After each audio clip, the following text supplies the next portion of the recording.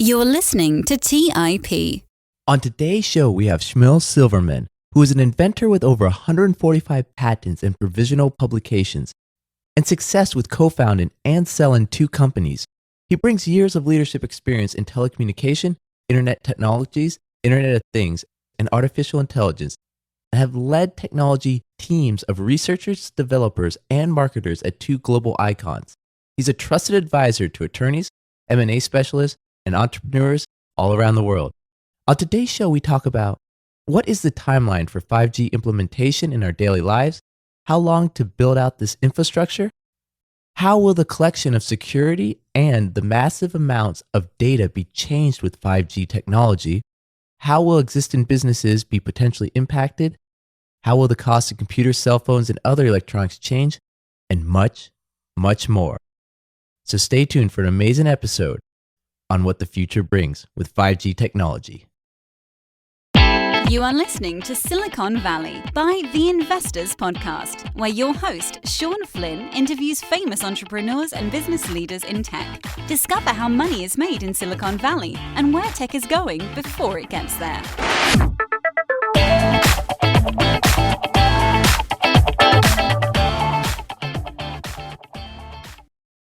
Shmuel, thank you for taking the time today to be on Silicon Valley. Thank you, Sean. Thank you for having me. Now, Shmuel, you've had this amazing career, and our audience needs to find out. Tell us about your background and a bit about what you've done up to this point. Well, it always starts with curiosity. I always wanted to know how things are working and broke them apart since childhood. But the most important thing for us is that in the early 2000s, I worked as the director of advanced technology and strategy in Motorola. And through this work and working with some amazing inventors, figure out that it's not just all about invention, it's invention with intention and understanding the picture of the future. If you don't understand the picture of the future and you don't understand your value proposition, it's a no-go. Technology is just an enabler. What technology were you working on at this time? Just before starting in that position in Motorola, we were working on taking all different area interface, 3G, 2G, wireless, and GSM and other things that were at that space, even actually analog, and digitize them. Move everything over IP. So we created a big, large network that can talk at any area interface technology over IP. Later, we moved into 4G. And at that time, when we were talking early 2000, in the group that I worked in Motorola, we moved all the police departments and all the police or private communication talks into IP. It was all packets, all IP, forget analog. It was a big difference in the world. Later, I want to get into 5G. But before we get there, we need to hear a little bit of background. Can you tell us a little bit about 1G, 2G, 3G, what that means, what it does, the history, so we can kind of pave that path to 5G? So cellular wireless started around the early 80s. And you can think, just give 10 years for every G and you can come to today. So 1G was in the 80s, 2 in the 90s, 3. So you can go like every 10 years, you can see a major improvement and jump in technology, capabilities, capacity, enablement of communication. It started with voice. It was only analog. It moved to narrower channels within analog to use their interface more efficiently. Then it started to be further and further digitized, starting from GSM, Edge, which was improvement on GSM, still somewhere in the 2G, then 3G, which is UMTS. And further to 4G that we know and love today. And 5G is a big step. It's probably the biggest step we've seen compared to all the previous steps that we've done in wireless technology. Now, I'm kind of curious how wireless technology compares to Moore's Law, which is microchips where the number of transistors on a microchip doubles every 2 years, though the cost of computers are half. How has wireless technology kind of related to this? Well, this is interesting. So there's no data in 1G. So you can think in the 0 step. You go to very low kilobits per second in the second step, in the second jump. And the third jump, we are starting to look at the high hundreds of kilobits per second. And the fourth, we are at 2 gigabits per second. And in the fifth, we're looking at 20 gigabit per second. All those jumps seems to be over 10x with every year. Every 10 years, you see 10x jump. Tell me about the timeline for 5G implementation in our daily lives. How long for infrastructure to build out? So 5G is a big change relative to 4G, 3G, and 2G. When the first systems were created, the cost of antennas, the cost of base stations, the cost of those systems are very high. And in order to get back the benefits from those systems, we wanted to reduce the number of antennas. A single antenna is like $5 million, just to put it down. So we wanted to reduce the number of base stations and get maximum coverage to those base stations. So today, every 2 miles, about plus minus every 2 miles, we have a base station. In some areas, it's every 20 miles. And we maintain that all the way through from 1G to 4G. 5G is a game changer. We need about 100x more base stations because the coverage is so much smaller. So within an area of a 4G base station, we will need 100 5G base stations. Wait a minute. We didn't finish yet with the problem. The problem with 5G is that now the normal wired communication, the wires that connect to the base station to deliver the data from the air interface that ends up on the antenna to the base station back into the center, this wire is too slow. Today, it's enough to have a wire that can do, let's say, 20 gigabit per second, 10 gigabit, even 5 gigabit per second would be awesome to connect it as a backhaul to that antenna, to that base station. With 5G, we need at least 20 gigabit, mostly 40 gigabit per second connection. So 40 gigabit connection is, well, most wirelines just don't do that. Think about your house. What's the best capacity you get? You can get a router and you get probably 10 gigabit per second. And your wires are not even rated for 10 gigabit. Most of the wires that you'll use in your house, if you don't use wireless, if you use wired, will be in probably 1 gigabit per second. So now we need to put a new infrastructure that does not exist. And we need to double it times 100 for every base station that we have. That's a big undertaking. We didn't start doing it in the US, but in Europe, some places are starting to do that.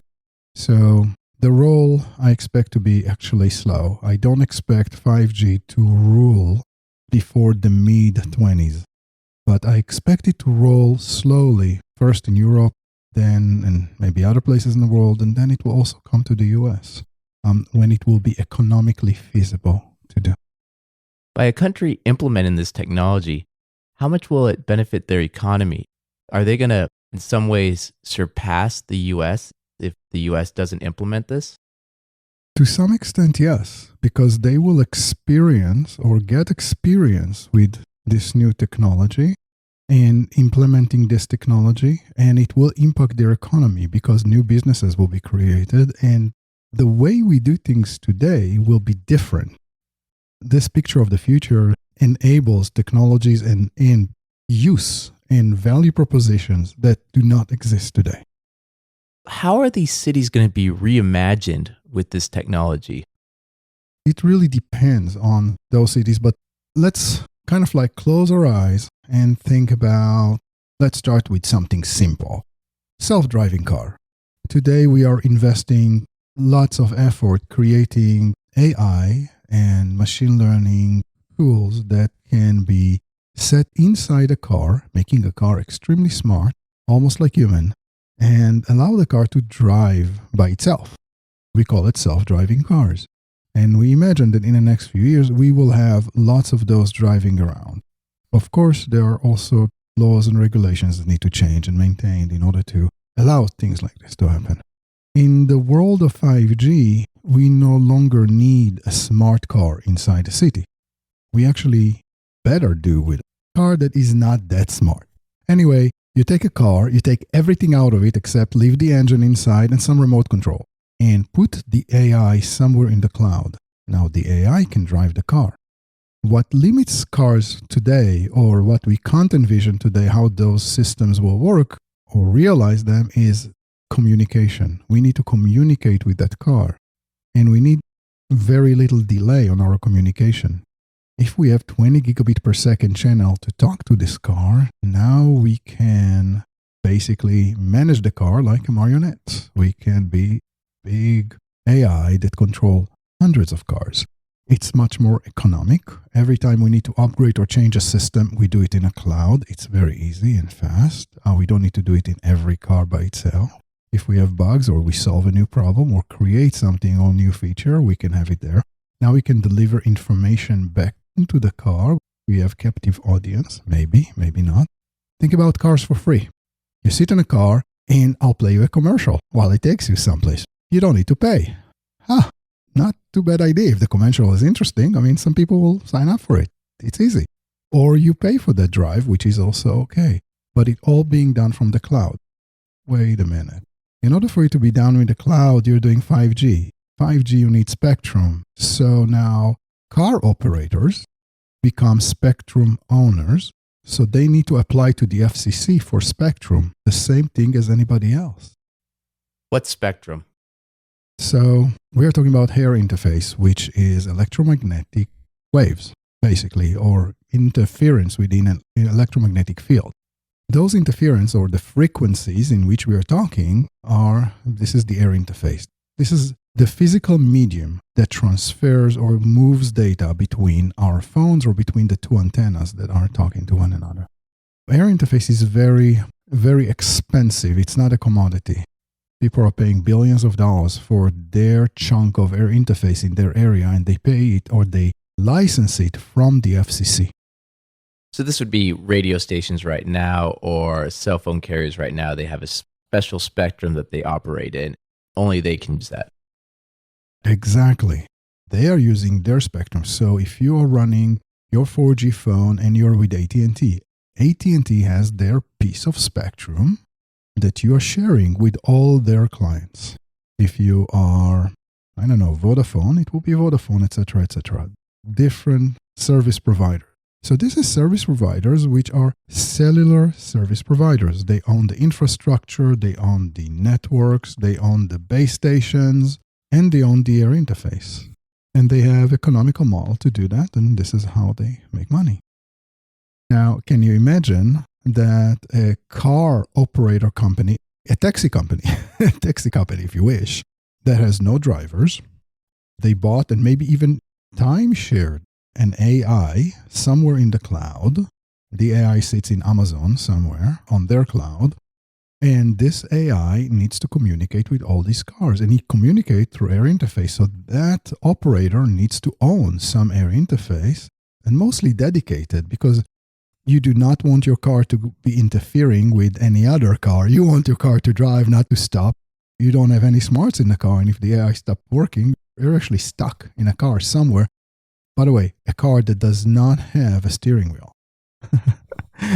No, it doesn't even have windows. You just sit in a car. You think you sit in your saloon, in your home, and you're playing a computer game, and you're supposed to be getting from one place to another, and suddenly you're stuck. You don't even know where you're stuck. And you can imagine that 5 years later, people will not even know maps, because you don't need maps. You don't need to navigate anymore. You just tell your system, hey, take me from one place to another. And you just end up being there after a very short period of time. How about that? So we forget about how to use map. We don't know how to drive anymore. We never need to drive anymore because the car is either driven or is driving for us. That's a very different world than what the world that we are living in today. Shmuel, right now, huge corporations are spending billions and billions on autonomous car, the technology. Why not use the LiDAR and all these systems that they're building instead of using 5G? What are the advantages and disadvantages?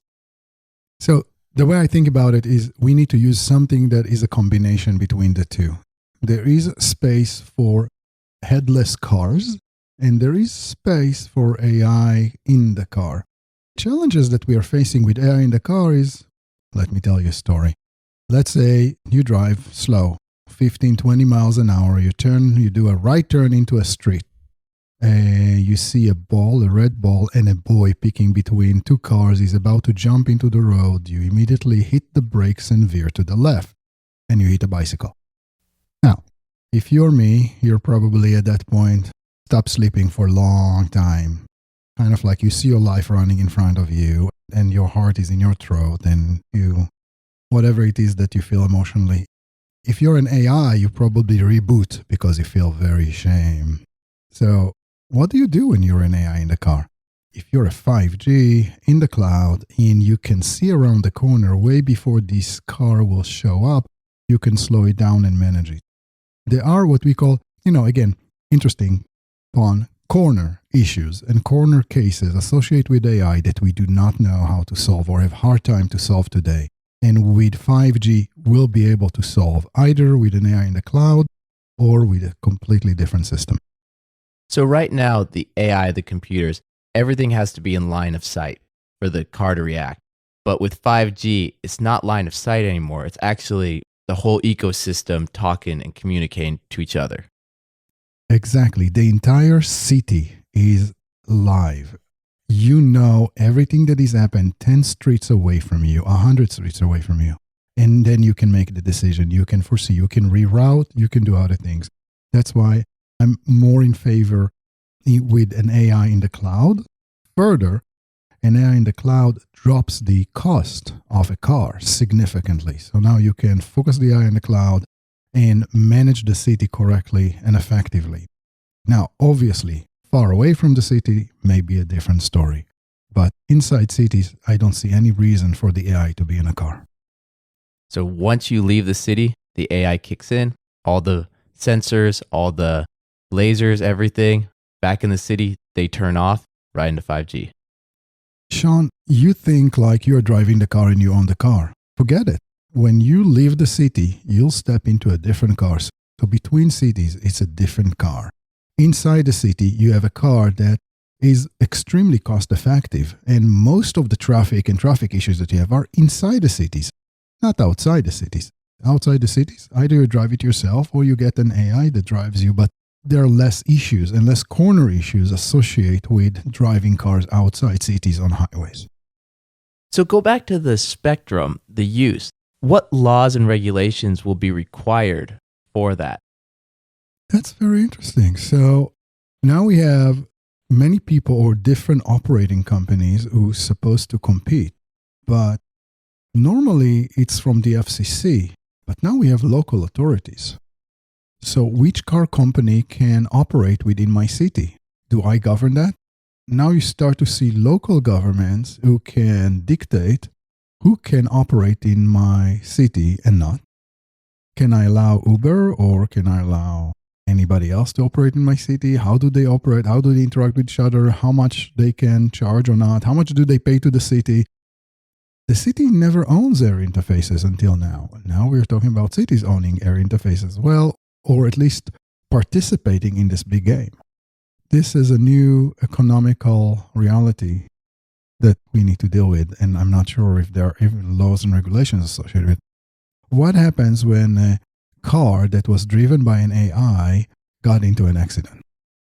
Well, I don't know. Who pays for it? How do we insure this system? This entire world has this AI-driven, managed, controlled 5G. It seems to be complex at this time. There are many issues that needs to be resolved just to enable a simple thing, quote unquote, simple thing, self-driven or self-driving car. So it's very interesting. We just interviewed Jonathan Reketel about smart cities and the dynamics between corporations and local government and technology being implemented. And it sounded from his episode that corporations are going to have so much power, but right now, from what you'd mentioned, it sounds like the local government will actually have this counterbalance of the spectrum. And laws and regulations, they will have to decide what to allow or not, what they get or not, and who can play in their space. And if they do not use that power, then yes, then corporations will win. But we are the people, and hopefully we will maintain some control over what's going on. And the way to control it is laws and regulations. So if you as a corporation wants to play in my town or in my city or wherever it is, you need to abide to my laws and regulations. Another thing that was brought up in that interview was data and the data that cities collect. What's going to happen with data when 5G is implemented? Oh, now we're stepping into an all new world. When we're talking about 5G, the amount of data is huge. Right now, cities do use wireless everywhere. Many cities do have wireless everywhere. They will have cameras that take some pictures and more information, but they can't see everything or be in everything. There is limitation, capacity limitation, how much information, visual or not, that you can somehow collect, compress, and deliver and analyze in any data system. Mostly right now it's a delivery system. We are not fast enough. In 5G, we can now drop very low power sensors who can take high resolution images like we have in our phones, etc., but they can have like thousands of those spreads around a single room, and they can communicate most of it to the cloud extremely fast. So the resolution of information that associate with our privacy, that what we associate today with our privacy and anonymity, is going to go out the window. It's really hard to maintain privacy and anonymity when somebody can see you at high resolution anywhere you go, know anything you do 24/7. What about the storage units for all this data? Is it at capacity right now? What happens in the future when it's 100x? The capacity needs to be at least 100x, or the analysis of the information needs to be done at much faster and compress it and then store only what's important. You know, think about our brain. I mean, our eyes can see at 150 megapixels, at least, if not more, but they can see a lot. With this amount of data, we don't have perfect memory of every frame that we see. And we see, 20, 30 frames per second? We see fast. So the same thing will be, we analyze some of the information, some of it we store, some of it we do not store, some of it we forget. The same thing would be with those AIs and brains and clouds. We don't need to store everything, but we can definitely analyze and see everything. So if I want to know what Sean Flynn is doing at this moment, I'll know. And this is a little bit scary because I actually do not want to know, but I do not want every person on the planet to be able to have access for it because security issues. And you know, at the end of the day, every security can be broken. It's just a question of time. And then there is access to every information channel coming from the ground. So this 5G enables a lot of information on each and every one of us selectively be picked by the big government, whoever the government is, or whoever can enter those channels and collect the data. How else is 5G going to affect security? Because from what it sounds, data can transfer so quickly. There's got to be more implementations or more of an impact to data security that we haven't mentioned. And this is interesting. Some of the limitation on security, or some ways for us to secure system, is by preventing communication in and out to those facilities, whatever those facilities are. So let's say somebody is working in Apple and he wants to steal information or get some information, and he may have access to this information within the Apple facility, but he can't really take it outside unless he take it on a hard drive or on some physical device. This is today, but tomorrow, if I can in 1 second communicate 20 gigabits outside of that facility, and I can do it wirelessly, which means at the time that it takes to walk by the window, I can communicate something outside of the building that is supposed just to stay inside, then probably we need to mask all these facilities from 5G. So here's new technology for you. A big thing that prevents 5G from communicate in and out of a facility. But hey, if all our phones are 5G and we want to communicate, at least they need to communicate internal to the facility. They cannot communicate externally.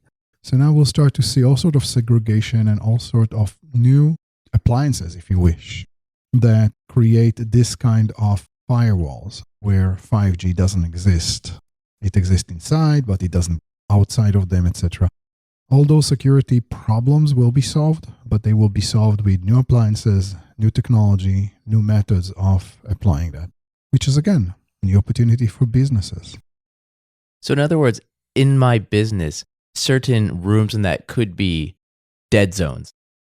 Exactly. And intentionally such. You want to go to those dead zones to be able to communicate freely, knowing that nobody else can listen. How else are businesses going to be impacted in the future? Well, first and foremost, we need to understand what is the picture of the future. And we need to ask ourselves which technologies that do not work today well are actually enabled, and that's how fast they will come. Let's start with AR and VR. We would like to, through AR and VR, to communicate to the cloud very fast because we are providing imaging and other type of data. That imaging is being analyzed in real time. Think about Google Glasses, and in vision, those devices will tell you what's going on and what you're looking at, etc. In order to enable something like this, you need vast and high-speed communications. You need communication for every glass in the room, and if you have 500 glasses walking, we are entering a mall.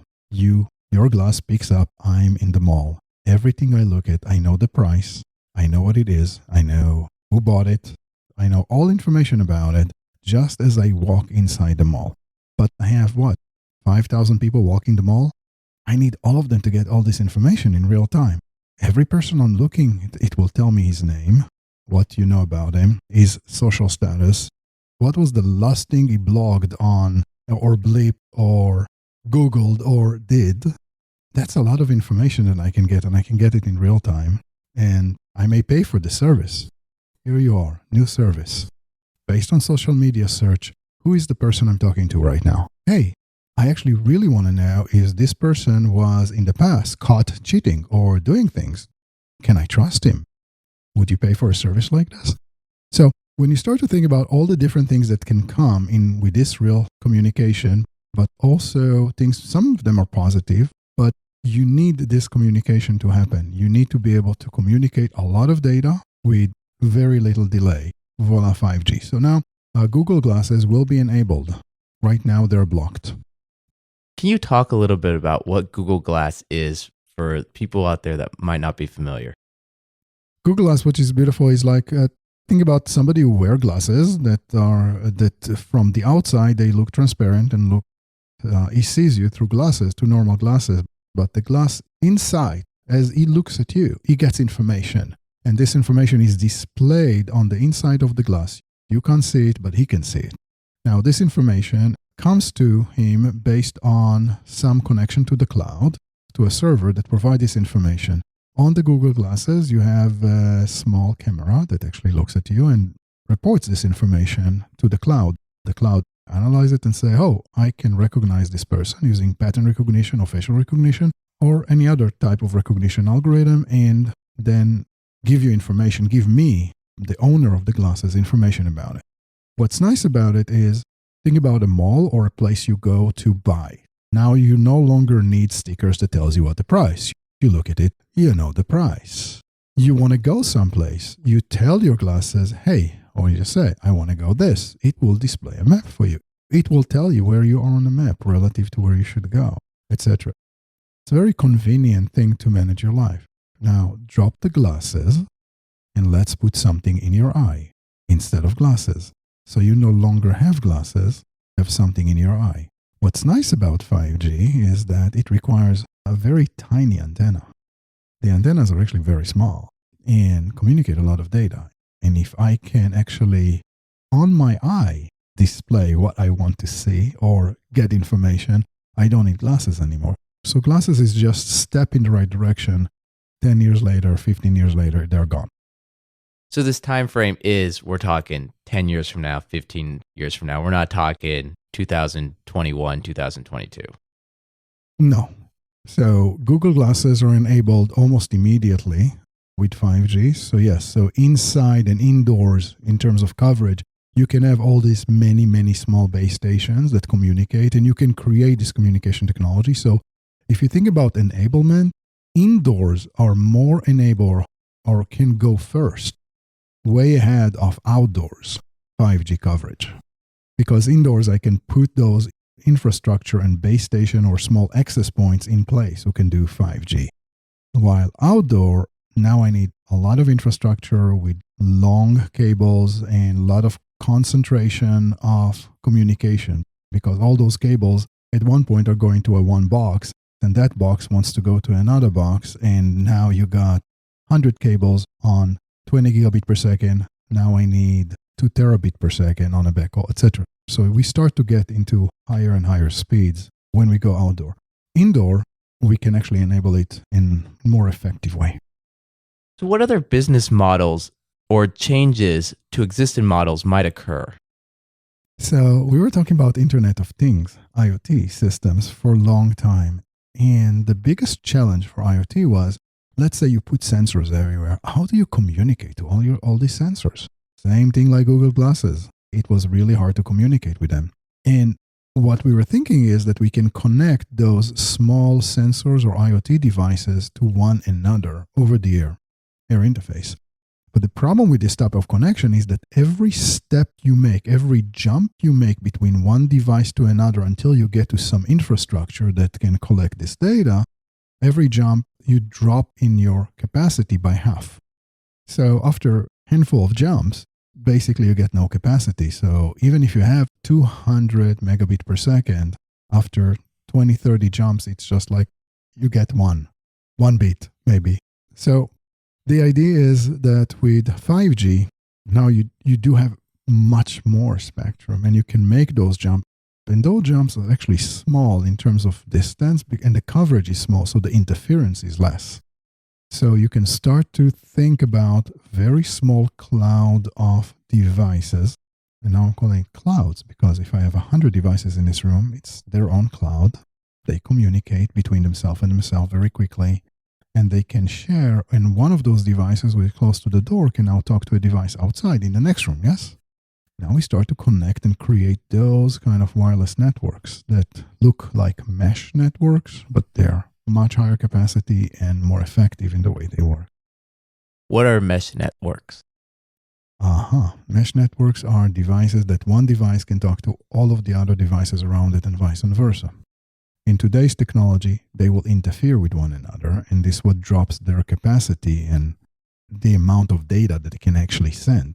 In 5G, they will send it over short distances, collaborate with only a small team without interfering further. In 2G, 3G, and 4G, there's a lot of interference because the coverage is high. 5G, the coverage is very small. How will the cost of computers, cell phones, and other electronics change with this new technology? Oh, significant.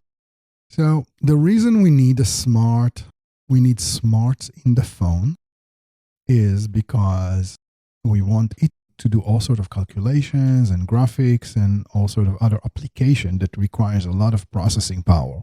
If we will run those applications in the cloud instead of in the phone, we need to deliver them straight to the phone. And the delivery system is through wireless, and wireless right now in 4G is quite slow. If we have 20 gigabit per second going to the cloud from, let's say, your phone, the phone that you have, why do I need a graphic processor for it? Why do I need a CPU that runs like who knows how much? And why do I need an expensive phone? The only thing that I need is a screen. We call it headless phone. An headless phone is phone that cost you $50 or actually given to you for free because now it's so cheap. And the phone actually runs in the cloud. All the application in the cloud, the only thing that the phone does is the communication. So I have a device that can communicate 5G, and that's the only thing it does. Communicate 5G and has got a screen. And everything else, all the apps, everything else runs in the cloud. Same thing for your computer. Your computer should not be that smart. You should not pay $400 for your computer, or definitely not $4,000 for your gaming computer. The only thing that you need is a screen and ability to communicate to the cloud.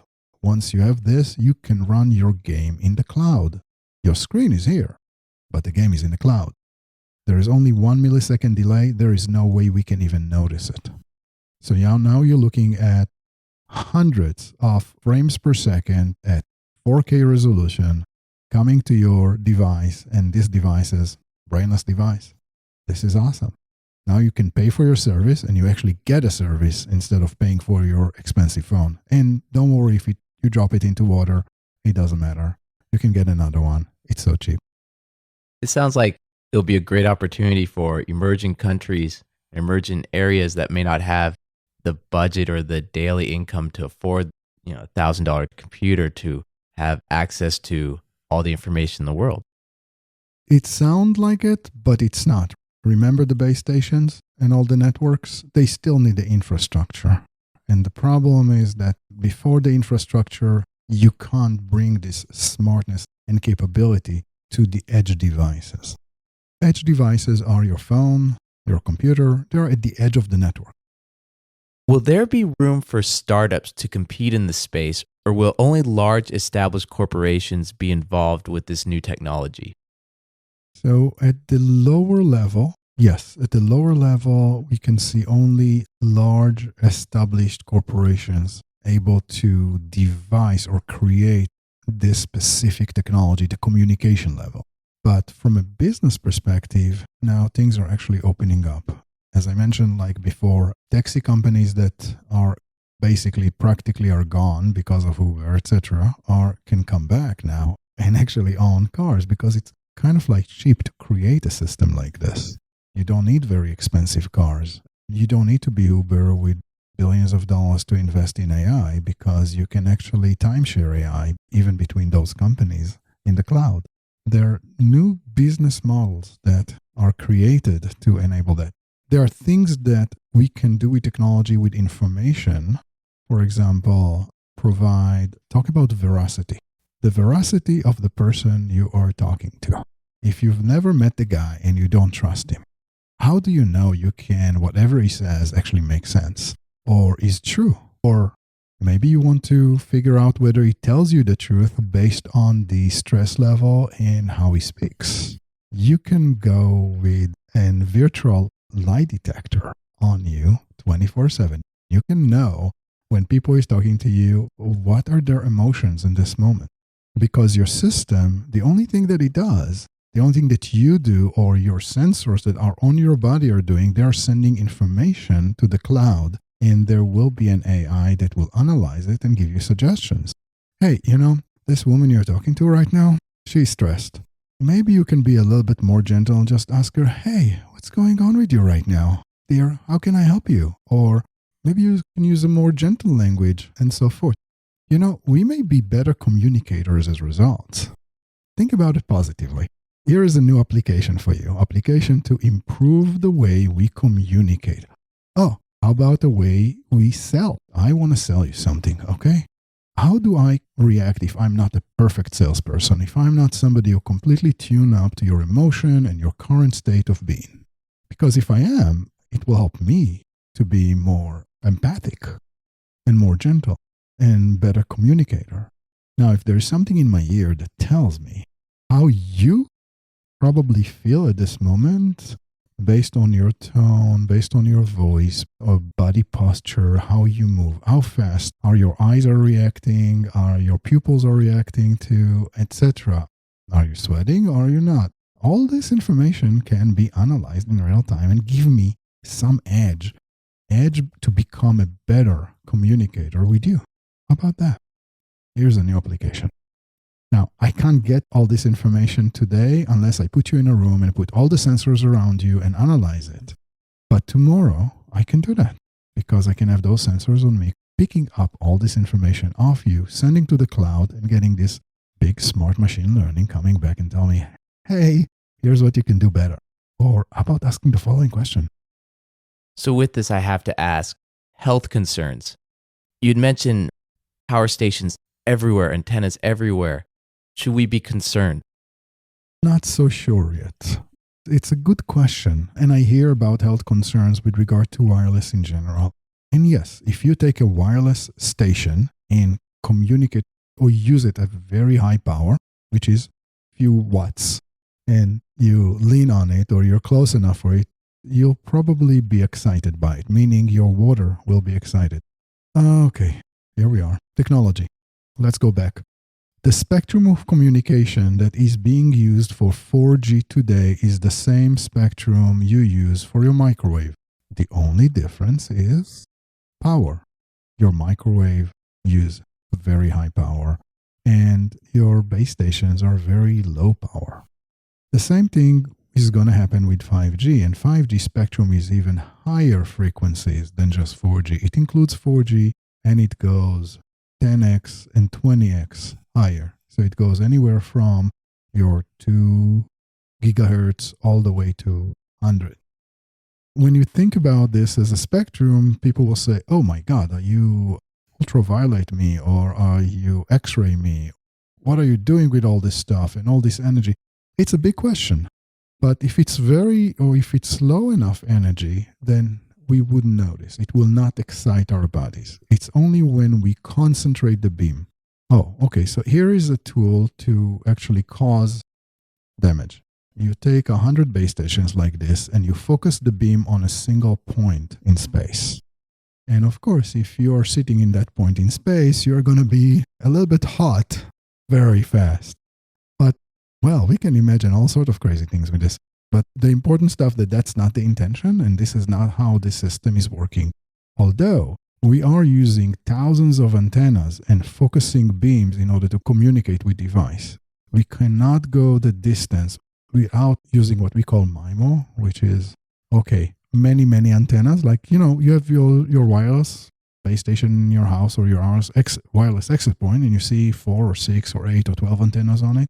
It means that it collects a partial information on each antenna and then combine it all for the information.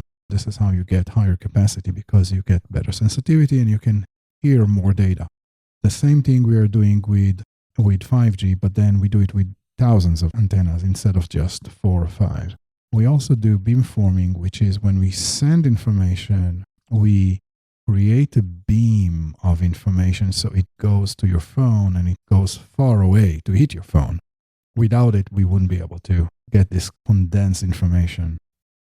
So what would happen if I am outside of a major city and the infrastructure hasn't been built up for 5G and I have my dumb phone? Oh, then you'll do 4G or your dumb phone is dead.